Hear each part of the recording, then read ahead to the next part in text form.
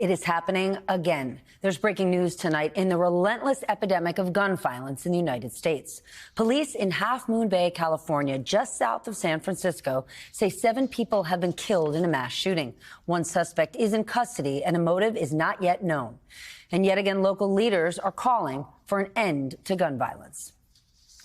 Gun violence in this country is at completely unacceptable levels. There are simply too many guns in this country, and there has to be a change. It's unacceptable, yet it goes on. It comes as the city of Monterey Park, just outside Los Angeles, remembers victims of a separate mass shooting at a dance studio that took place Saturday night. The attack was in a largely Asian American community during a Lunar New Year celebration. 11 people are dead and 9 others injured in the wake of the massacre. Police say the suspected gunman might have taken many more lives had it not been for one man who confronted the shooter at a second location. This surveillance video shows him wrestling the gun away from the suspects just minutes after that first deadly attack. NBC's Lester Holt has more. Emergency calls flooding in at 10:22 p.m. Saturday. Additional units requested, multiple victims, gunshot wounds. A gunman opening fire at the Star Ballroom and Dance Studio in Monterey Park. You have 10 unresponsive inside. Just 2 miles away, inside the Lele Ballroom and Studio in Alhambra. That's where the suspect showed up 20 minutes after his deadly rampage. Today I spoke with Brandon Say, seen on this surveillance video bravely taking on the gunman, disarming him before he could unleash more terror. He started to try to prep his weapons so he could shoot everybody. But then it dawned on me that this was the moment to disarm him. I could do something here that could protect everybody. In one shove, I kind of just pushed him away and then quickly aimed the gun at him and shouted, "Go away, I'm gonna shoot. Get out here, go." Then, after an hours-long manhunt, police locating this white van. They're breaching the van. At 12:52 p.m., a SWAT team broke the van's windows, finding the suspect, 72-year-old Hu Can Tran, with a fatal self-inflicted gunshot wound.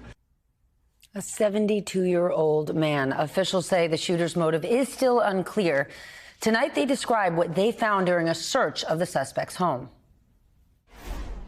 We recovered one .308 caliber rifle, numerous electronic devices such as cell phones, computers, etc.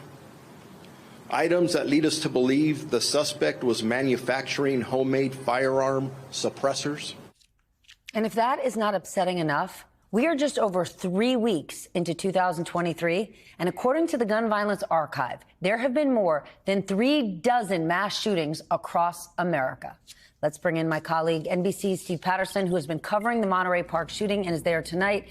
Steve, what have you been hearing from people in the community? You've been there since Saturday. Yeah, I think the emotion is still shock, Stephanie. I don't think we're in a part of grieving or even mourning for a lot of community members here. You have to remember, this is thought to be, up until this point, one of the safest communities in the entirety of the United States. It's been rated that highly, one of the best places to live. So to have this community now be part of this legacy of mass shootings in this country, I think people are still in shock. You showed some video, I think it's playing right now, of this candlelight vigil that is happening as we speak, as we're talking. People hugging, people crying, people mourning. But I still think there is this state of, just staring and not believing that they're actually here. That's what we've heard most. We've also been speaking to some of the people that knew the victims inside, just abject horror and sadness.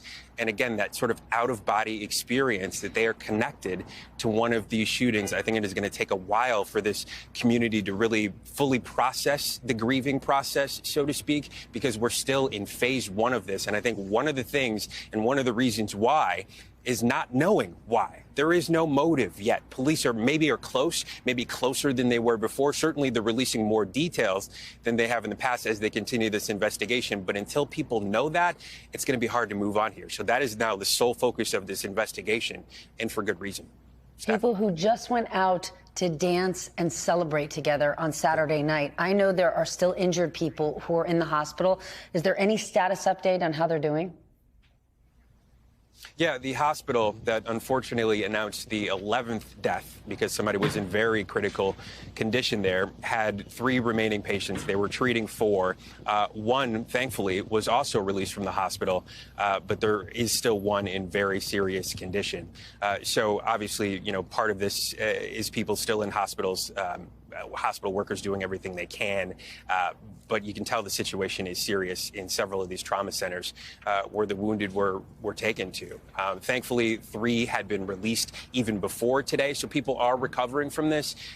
But, I mean, you're talking about people that were clustered into that dance hall at a very close proximity to a shooter that is now described to having what amounts to a semi-automatic assault-style pistol with an extended clip illegal in the state of California, and police announcing that they found 42 rounds inside that ballroom, an immense amount of shots fired at a group that, as you mentioned, was just trying to enjoy the new year.